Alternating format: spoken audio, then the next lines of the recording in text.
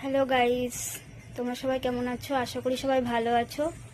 আমিও অনেক অনেক ভালো আছি। আমার 100 সাবস্ক্রাইব পূরণ হওয়ার সময় ভেবেছিলাম সেলিব্রেট করব, কিন্তু করতে পারিনি।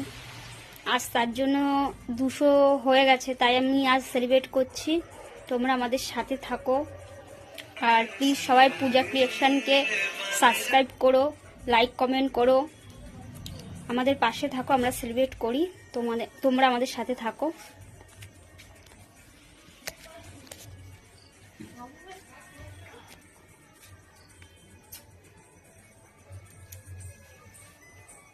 চামচটা কই? এই তো চামচ কাটবো।